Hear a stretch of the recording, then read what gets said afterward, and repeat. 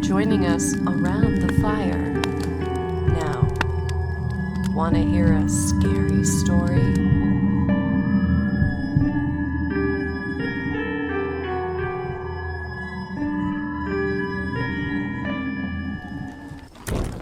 In the mountain wilderness of Idaho, a group of Boy Scouts was on its annual winter campout.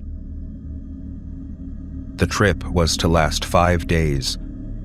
They would hike for 2 days into the snowy wilderness, stay a third day at a remote cabin, and then start the journey back.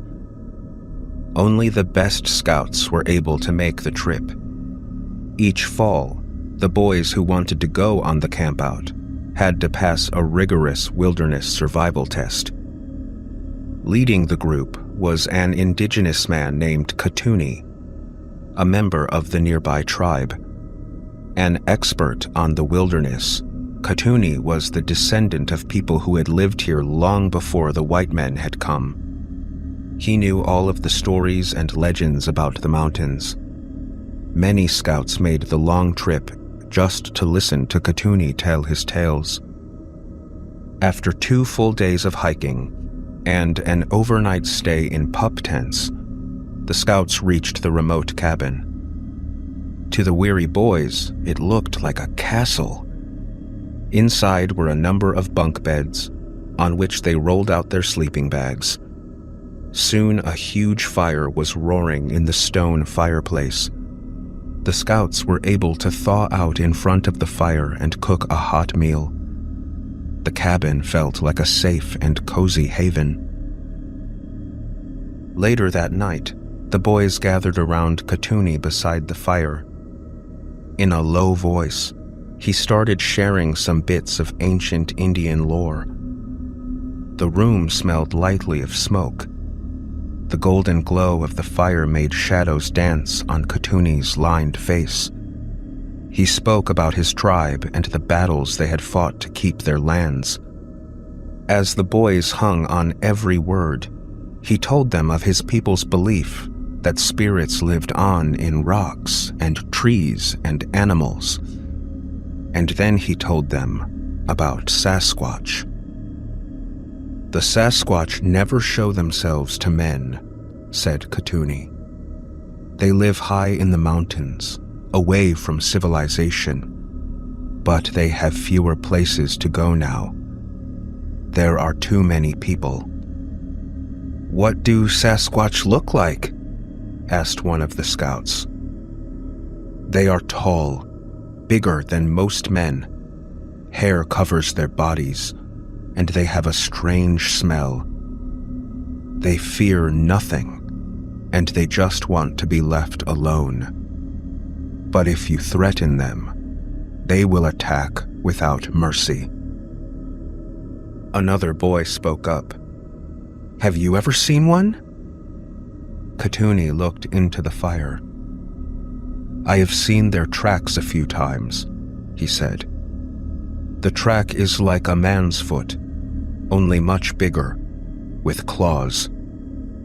I have seen the Sasquatch itself just once.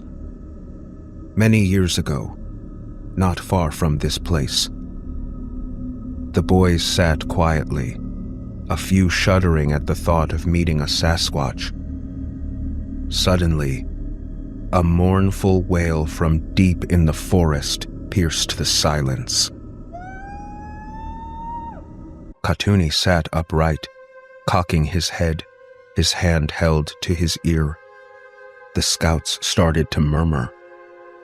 Quiet, commanded the man. Once again, the unearthly cry echoed through the night. It's a wolf, said Tony. That's enough stories for tonight. It's time to sleep. The scouts crawled into their sleeping bags, but it was a long while before anyone could fall asleep. The next day, the boys had forgotten all about the wolf. They romped in the snow, cut firewood, and cleaned out the cabin. They were so busy they didn't notice that Katuni had slipped away alone. But by the time of their evening meal, groups of 2 and 3 boys were going off in different directions calling for Katuni. They returned at dark. Their leader was nowhere to be found. The boys ate their supper in silence. Some of the younger scouts were getting frightened. The older boys tried to quiet their fears. "He knows how to take care of himself," said one. "He'll be back soon." "But why did he leave us alone?" asked another. And no one had an answer. During the evening, the scouts took turns looking out the window, shining a flashlight into the wilderness. As the sun had set, it began to snow, lightly at first, but now more heavily. The flashlight beam reflected only the large, fluffy flakes. In a corner of the room, 3 of the Eagle Scouts tried to figure out what to do next. The troop had planned to stay in the cabin 2 nights and 1 day. They were due to leave tomorrow. Instead, they would have to stay and send out search parties to look for Katuni. But they did not have enough food to stay any longer, and on the following day, they would have to start their hike back. As the boys made their plans, the forest suddenly echoed with the same wail everyone had heard the night before.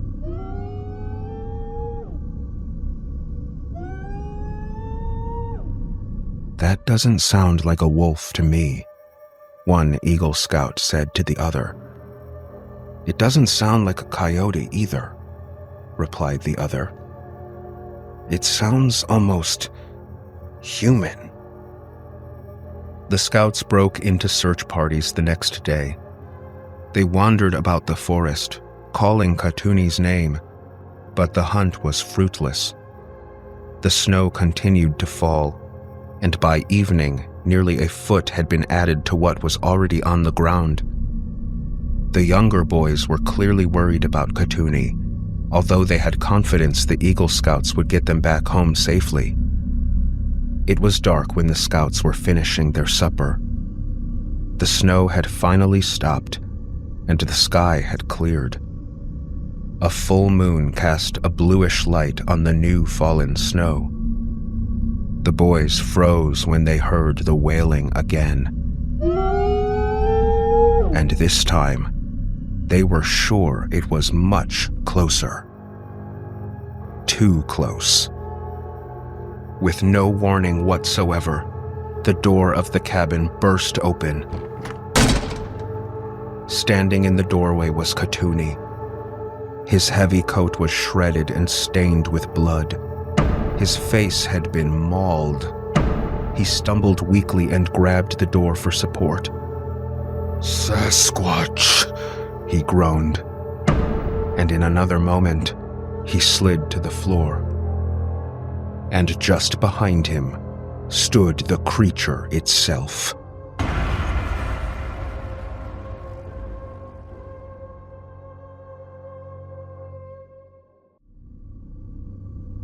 Three days later, a couple of rangers made it to the cabin on snowmobiles. Alarmed when the boys had not returned, the scouts' parents had alerted the authorities. Calling for the boys, the rangers approached the cabin. They pushed open the door and looked around in surprise. The sleeping bags were still spread out on the bunks. Remnants of food lay half-eaten in mess kits. Coats and boots were scattered about, but there was no sign of life. Only a small bloodstain on the floor by the door pointed to foul play. Otherwise, the scouts had simply vanished.